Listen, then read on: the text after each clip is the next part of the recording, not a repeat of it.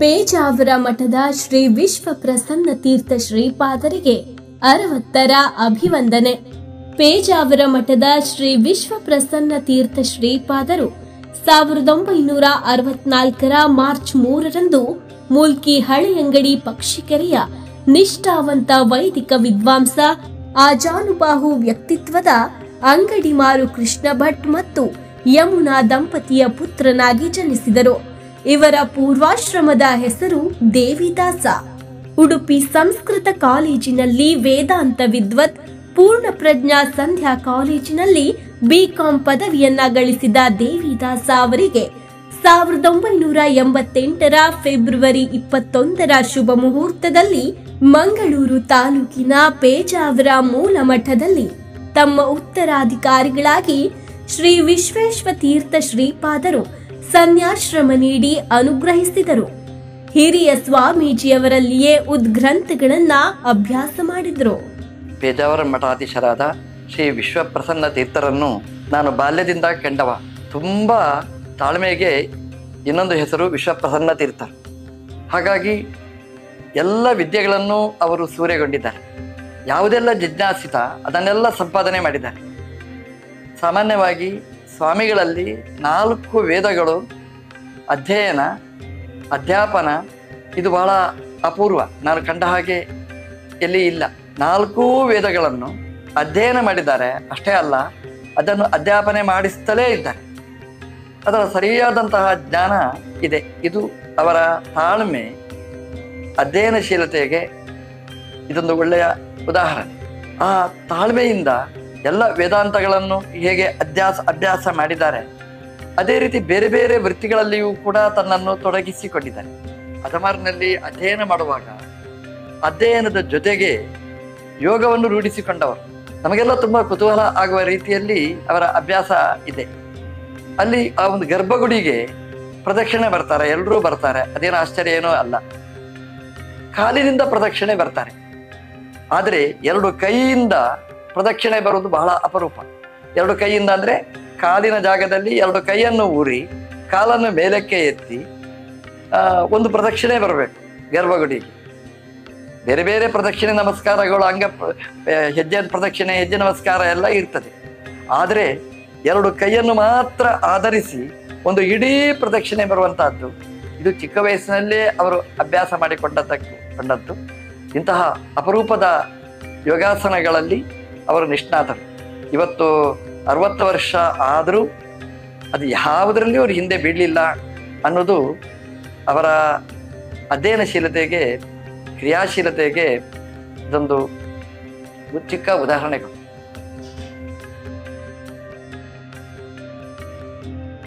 ಎರಡು 2016ರಲ್ಲಿ ಪೇಜಾವರ ಮಠದ ಪರ್ಯಾಯ ಪೂಜೆ ಅವಕಾಶ ಸಿಗುವಾಗ ಹಿರಿಯ ಶ್ರೀಗಳೇ ಪರ್ಯಾಯ ನಡೆಸಿದರೆ ದಾಖಲೆಯಾಗುತ್ತದೆಂದು ಅಭಿಪ್ರಾಯಪಟ್ಟು ಒತ್ತಾಯಿಸಿದವರು ಕಿರಿಯ ಸ್ವಾಮಿಗಳೇ. ಆಗ ಕಿರಿಯ ಸ್ವಾಮೀಜಿಯವರಿಗೆ 54 ವರ್ಷ ವಯಸ್ಸಾಗಿತ್ತು. ಈಗ 60ನೆಯ ವರ್ಷ ತುಂಬುತ್ತಿದೆ. ಶ್ರೀ ವಿಶ್ವ ಪ್ರಸನ್ನ ತೀರ್ಥರು ತಮ್ಮ ವಿದ್ಯಾರ್ಚನೆಯಾದ ಬಳಿಕ ಗೋಸೇವೆ, ಪಾದಯಾತ್ರೆ, ವಿಶೇಷ ಮಕ್ಕಳ ಶಾಲೆ, ಉಡುಪಿ ಪೇಜಾವರ ಮಠದ ಸನಿಹದಲ್ಲಿಯೇ ಗುರುಕುಲ, ಆಚಾರ ವಿಚಾರವೆಂಬ ಮಾಸಪತ್ರಿಕೆಯಂತಹ ಕಾಯಕದಲ್ಲಿ ತೊಡಗಿಕೊಂಡಿದ್ದಾರೆ. ಪರಿಸರ, ಪ್ರಾಣಿ, ಪಕ್ಷಿಗಳ ಮೇಲೆ ವಿಶೇಷ ಕಾಳಜಿಯುಳ್ಳವರು ಮತ್ತು ಅಬ್ಸರ್ವೇಷನ್ ಸ್ಟಡಿ ಮಾಡುವವರು. ಶ್ರೀಗಳ ಸಸ್ಯಗಳ ಜ್ಞಾನವನ್ನ ಸಸ್ಯಶಾಸ್ತ್ರಜ್ಞರು ಮೆಚ್ಚಿದ್ದಾರೆ. ಸರೀಸೃಪ ಮೊದಲಾದ ಪ್ರಾಣಿ ವರ್ಗಗಳ ಕುರಿತಾದ ವಿಶೇಷ ಆಸಕ್ತಿಗೆ ಪ್ರಾಣಿಶಾಸ್ತ್ರಜ್ಞರು ಹುಬ್ಬೇರಿಸುತ್ತಾರೆ. ನೀಲಾವರದಲ್ಲಿ ಗೋಲೋಕ, ನೀಲಾವರದ ಗೋಶಾಲೆಯಲ್ಲಿ 1000ಕ್ಕೂ ಮಿಕ್ಕಿದ ಗೋವುಗಳ ಸಾಮ್ರಾಜ್ಯವನ್ನೇ ಕಾಣಬಹುದು. ಇವೆಲ್ಲವೂ ಅನಾಥ ಗೋವುಗಳೆಂಬುದು ವಿಶೇಷ. ಪೂಜ್ಯರ ಜೊತೆಗೆ 2 ಪರ್ಯಾಯ ಮಾಡಿದ್ದಾರೆ, 4ನೇ ಪರ್ಯಾಯ ಮತ್ತೆ 5ನೇ ಪರ್ಯಾಯ. 5ನೇ ಪರ್ಯಾಯ ಮಾಡುವಾಗ ಸ್ವಾಮಿಗಳು ಹೇಳಿದರು, ನೀವೇ ಪರ್ಯಾಯ ಮಾಡಿ ಅಂತ. ಬೇಡ ಸ್ವಾಮಿ, ನೀವೇ ಮಾಡಿ ಅಂತ ಹೇಳಿದರು. ಸ್ವಾಮಿಗಳು ಹೇಳಿದ್ರು, ನೀವೇ ಮಾಡಿ, ನಿಮಗೆ ವಯಸ್ಸು ಈಗ ಇದೆ, ನೀವು ಮಾಡಿ ಅಂತ. ನೀವೊಂದು ಅಪೂರ್ವ ಸಾಧನೆ ಮಾಡಿ. ಆಗ ಅವ್ರು ಕೊಟ್ಟ ಉತ್ತರ ತುಂಬ ಚೆನ್ನಾಗಿದೆ. ಅವರು ಹೇಳಿದರು, ಸ್ವಾಮಿ ನಾನು ಪರ್ಯಾಯ ಮಾಡಿದ್ರೆ ಒಂದು ಪರ್ಯಾಯ ಆಯ್ತು ಅಷ್ಟೇ ಇತ್ತು, ನೀವು ಮಾಡಿದ್ರೆ 5 ಪರ್ಯಾಯ ಅಂತ ಒಂದು ಅಪೂರ್ವ ಆಗುತ್ತೆ ಅಂತ. ಹೀಗೆ ಸ್ವಾಮಿಗಳನ್ನು ಅವರು ಒಪ್ಪಿಸಿದ ಕ್ರಮ ಅಂದರೆ ಹಾಗೆ. ಒಂದು ಪರ್ಯಾಯ ನಾನು ಮಾಡಿದ್ರೆ 1 ಆಯ್ತು ಅಷ್ಟೇ, ನೀವು ಮಾಡಿದ್ರೆ 5 ಯಾರೂ ಮಾಡದೇ ಇದ್ದ 5 ಪರ್ಯಾಯಗಳನ್ನು ನೀವು ಮಾಡಿದ್ರಿ. ಹೀಗೆ ಒಂದು ರೀತಿ ದೊಡ್ಡವರು 5 ಪರ್ಯಾಯವನ್ನು ಮಾಡಬೇಕಾದ್ರೆ ನಮ್ಮ ಸ್ವಾಮಿಗಳ ತಾಳ್ಮೆ, ಸಹನೆ, ತ್ಯಾಗ ತುಂಬ ದೊಡ್ಡದು. ಒಂದು ರೀತಿ ಹೇಳಬೇಕು ಅಂತಂದ್ರೆ ಭರತನ ತ್ಯಾಗ. ಭರತ ಹೇಗೆ ಎಲ್ಲವನ್ನೂ ರಾಮದೇವರಿಗೋಸ್ಕರ ತ್ಯಾಗ ಮಾಡಿದ, ಅಂತಹ ದೊಡ್ಡ ತ್ಯಾಗ ವಿಶ್ವಪ್ರಸನ್ನ ತೀರ್ಥರು. ಹಾಗಾಗಿ ಸ್ವಾಮಿಗಳು ತಾನೇ ನಿಂತು, ವಿಶ್ವಪ್ರಸನ್ನರು ತಾನು ನಿಂತು ಸ್ವಾಮಿಗಳಿಂದ 5ನೇ ಪರ್ಯಾಯವನ್ನು ಮಾಡಿಸಿದ್ದಾರೆ. ನೋಡಿ, ನ ದೇವತೋಷನಂ ವೃತ, ನಾವು ಒಳ್ಳೆಯದು ಮಾಡಿದರೆ ಕೆಟ್ಟದಾಗೋದಿಲ್ಲ. ಅದಕ್ಕೆ ವಿಶ್ವಪ್ರಸನ್ನ ತೀರ್ಥರು ಒಳ್ಳೆಯ ಉದಾಹರಣೆ. ದೊಡ್ಡವರ ಹತ್ರ 5ನೇ ಪರ್ಯಾಯವನ್ನು ಮಾಡಿಸಿ ಒಂದು ಅಪೂರ್ವವಾದ ದಾಖಲೆಯನ್ನು ಸ್ಥಾಪನೆ ಮಾಡಿಸಿದರು. ದೊಡ್ಡವರು ಅಷ್ಟೇ ಆಶೀರ್ವಾದ ಮಾಡಿದರು. ಅವರ ಆಶೀರ್ವಾದದಿಂದಾಗಿ ಶ್ರೀರಾಮ ಅಯೋಧ್ಯೆಯ ರಾಮತೀರ್ಥ ಕ್ಷೇತ್ರದ ಟ್ರಸ್ಟಿನ ಪ್ರಮುಖರಾಗತಕ್ಕಂತಹ ಯೋಗವನ್ನು ಪೂಜ್ಯರು ಅನುಗ್ರಹ ಮಾಡಿದರು. ನಾವು ತ್ಯಾಗ ಮಾಡಿದರೆ ದೊಡ್ಡವರಿಗೋಸ್ಕರ ದೊಡ್ಡವರು ಎಷ್ಟು ಅನುಗ್ರಹ ಮಾಡ್ತಾರೆ ಅನ್ನೋದಕ್ಕೆ ವಿಶ್ವಪ್ರಸನ್ನ ತೀರ್ಥರು ಒಂದು ಒಳ್ಳೆಯ ಉದಾಹರಣೆ. ಅವರು ಮಾಡಿದ ಗೋಶಾಲೆ ಅದ್ಭುತವಾದ್ದು. ಸಾವಿರಾರು ಅನಾಶ್ರಿತವಾದ ಗೋವುಗಳಿಗೆಲ್ಲ ಆಶ್ರಯ ನೀಡುತ್ತಾರೆ. ಹಾಲು ಕೊಡುವ ಗೋವನ್ನು ರಕ್ಷಣೆ ಮಾಡಬಹುದು, ಹಾಲು ಕೊಡದೆ ಕಸಾಯಿಖಾನೆಗೆ ಹೋಗ್ಬೇಕಾದಂತಹ ಗೋಗಳನ್ನು ರಕ್ಷಣೆ ಮಾಡ್ತಾರೆ. ಎಲ್ಲ ಹೇಳ್ತಾರೆ ಕಸಾಯಿಖಾನೆಗೆ ಕಳಿಸಬೇಡಿ ಅಂತ, ಮತ್ತೆ ಆ ಗೋವನ್ನೇನು ಮಾಡಬೇಕು?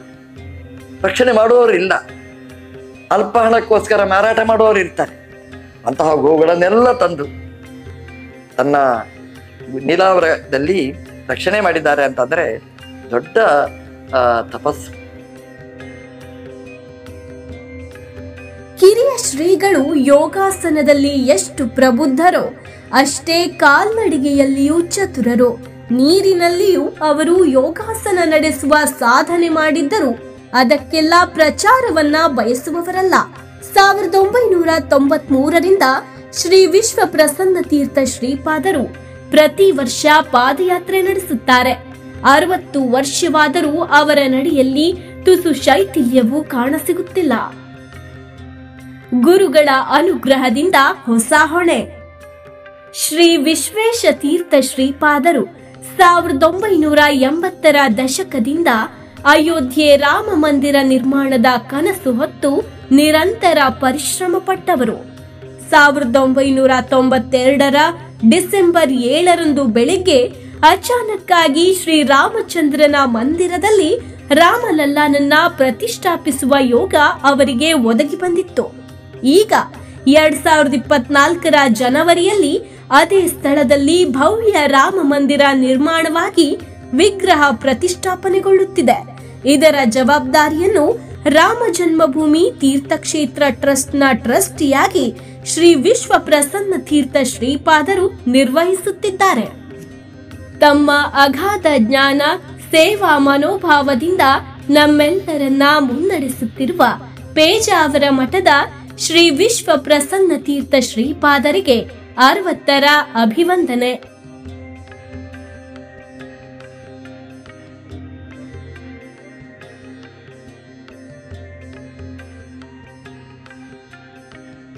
ಇತ್ತೀಚೆಗೆ ನೀವು ಉದಯವಾಣಿಯವರೇ ದಾಖಲೆ ಮಾಡಿದ್ದೀರಿ. ನೀವು ಒಂದು ಬೆಕ್ಕು ಬಾವಿಯಲ್ಲಿ ಅಳುವ ಧ್ವನಿ ಕೇಳಿಸ್ತು ಅಂತ ಆದಾಗ ತಕ್ಷಣ ಯಾವುದೇ ತಯಾರಿಕೆ ಇಲ್ಲದೆ ಇಳಿದು ಒಂದು ಕೈಯಲ್ಲಿ ಬೆಕ್ಕನ್ನು ತಂದದ್ದು ಅತಿ ಸಾಹಸ.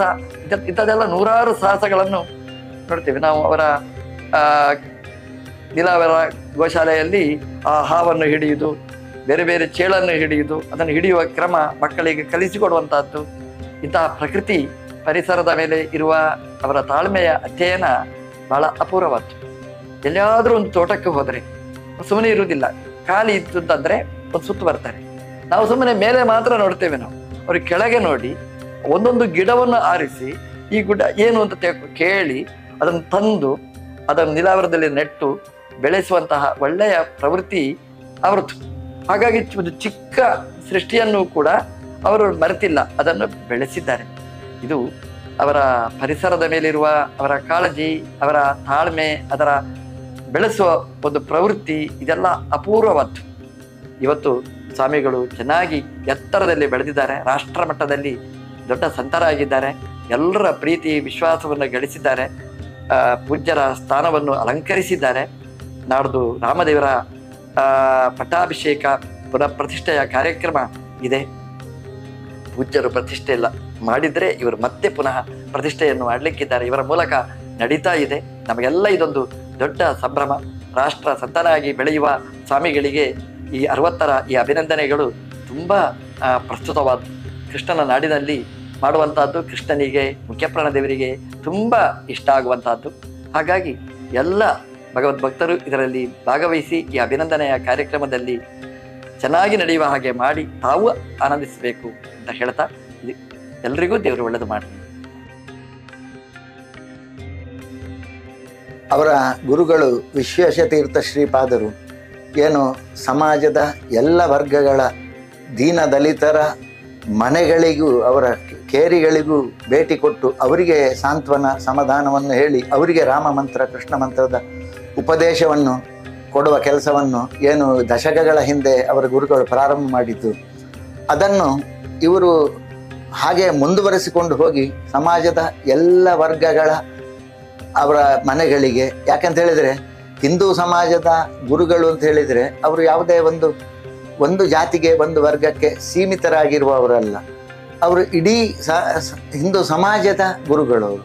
ಹಾಗಾಗಿ ಅದಕ್ಕೆ ತಕ್ಕಂತೆ ಅವರು ಸಮಾಜದ ಎಲ್ಲ ವರ್ಗಗಳ ದೀನರು ದಲಿತರು ಸೇರಿ ಎಲ್ಲ ವರ್ಗಗಳ ಆ ಕೇರಿಗಳಿಗೆ ಮನೆಗಳಿಗೆ ಭೇಟಿ ಕೊಡುವ ಒಂದು ಪರಿಪಾಠವನ್ನು ಅವರು ಇವತ್ತಿಗೂ ಅವರ ಚಾತುರ್ಮಾಸೆಯಲ್ಲಿ ಆದರೂ ಕೂತ್ಕೊಂಡ್ರು ಅಲ್ಲಿ ಇದ್ದು ಅಲ್ಲಿಯೂ ಆ ಕಾರ್ಯಕ್ರಮವನ್ನು ಅವರು ಮುಂದುವರಿಸಿಕೊಂಡು ಬರ್ತಾ ಇರುವಂಥದ್ದು ಏನಿದೆ ಅಲ್ವಾ, ಅದು ಬಹಳ ಒಂದು ಪ್ರಶಂಸನೀಯವಾದ ಕಾರ್ಯವನ್ನು ಅವರು ಮಾಡ್ತಾ ಇದ್ದಾರೆ.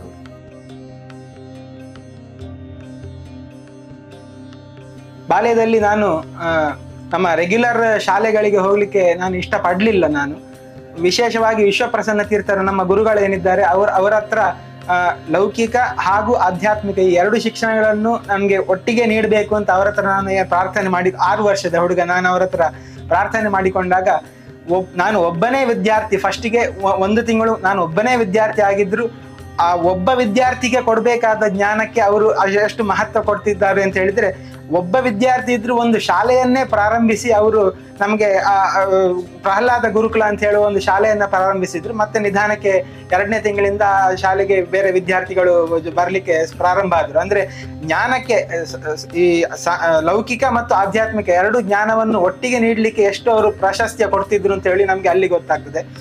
ನಾವು ಸಣ್ಣ ಮಕ್ಕಳು ಒಂದಿನ ಬೆಂಚಿನಲ್ಲಿ ಒಂದು ಸಣ್ಣ ಮೊಳೆ ಎದ್ದಿತ್ತು. ಸಣ್ಣ ಮಕ್ಕಳು ಮೊಳೆ ಎಲ್ಲ ಕೈಗೆ ತಾಗಿತ್ತದೆ ಅಂತ ಹೇಳಿ ಸ್ವಾಮಿಗಳು ಬಂದ್ರು. ಏನ್ ಮಾಡಿದ್ರು, ಒಂದು ಸಣ್ಣ ಡಸ್ಟರ್ ಇತ್ತು, ಡಸ್ಟರ್ ಅಲ್ಲಿ ಹೊಡೆದು ಮೊಳೆಯನ್ನು ಒಳಗೆ ಮಾಡಿದ್ರು. ಈ ಒಂದು ಸಣ್ಣ ವಿಷಯದಲ್ಲಿ ಅದರ ಹಿಂದೆ ಒಂದು ಅವರ ಆ ಸಮಯಕ್ಕೆ ಸರಿಯಾಗಿ ಬರುವ ಒಂದು ಜ್ಞಾನ ಮತ್ತೆ ಮಕ್ಕಳಿಗೆ ಅದರಲ್ಲಿ ಜೀವನ ಮೌಲ್ಯ ಹೇಳಿಕೊಡುವ ಒಂದು ವಿಷಯ ಏನಿತ್ತು ಅಂತ ಹೇಳಿದ್ರೆ, ಆ ಡಸ್ಟರ್ ಅಲ್ಲಿ ಹೊಡೆದು ಒಂದು ಮಾತು ಹೇಳಿದ್ರು ಅವರು, ಕ್ರಿಯಾಸಿದ್ಧಿ ಸತ್ವೇ ಭವತಿ ಮಹತಾಂ ನೋಪಕರಣೆ. ಅಂದ್ರೆ ಮಹಾನ್ ವ್ಯಕ್ತಿಗಳಿಗೆ ತಮ್ಮ ಜೀವನದಲ್ಲಿ ಬರುವ ಸಮಸ್ಯೆಗಳು ಏನಿದೆ ಅದು ಸಮಸ್ಯೆಗಳನ್ನು ಅವರು ತಮ್ಮ ಆಸುಪಾಸಿನಲ್ಲೇ ಇರುವ ಸಲಕರಣೆಗಳನ್ನು ಬಳಸಿಕೊಂಡು ಅಥವಾ ತಮ್ಮ ಜೀವನದಲ್ಲಿ ಇರುವಂತಹ ಕೆಲವು ವಿಷಯಗಳನ್ನೇ ಬಳಸಿಕೊಂಡು ಆ ಸಮಸ್ಯೆಯನ್ನ ಪರಿಹರಿಸಬಹುದು ಅಂತ ಈ ಶ್ಲೋಕದ ಅರ್ಥ. ಅದನ್ನು ನಮ್ಗೆ ಆ ಸಮಸ್ಯೆಯನ್ನು ಪರಿಹಾರ ಮಾಡಿ ಈ ಯುಕ್ತಿಯನ್ನು ಹೇಳುವ ಮೂಲಕ ನಮ್ಗೆ ಅದರಲ್ಲಿ ಒಂದು ಜೀವನ ಮೌಲ್ಯವನ್ನು ಸಹ ಹೇಳಿಕೊಟ್ರು. ಇಂಥ ಹಲವಾರು ಘಟನೆಗಳಿದೆ. ನಾನು ವಿಶ್ವಪ್ರಸನ್ನ ತೀರ್ಥರು ನಮ್ಮ ಗುರುಗಳು, ಅವರ ಬಳಿ ನಾನು 7 ವರ್ಷ ಪಾಠ ಕಲ್ತಿದ್ದೇನೆ ಅಂತ ಹೇಳಿಕೊಳ್ಳಿಕ್ಕೆ ನಾನು ಈ ಸಂದರ್ಭದಲ್ಲಿ ಹೆಮ್ಮೆ ಪಡ್ತೇನೆ. ನಾನು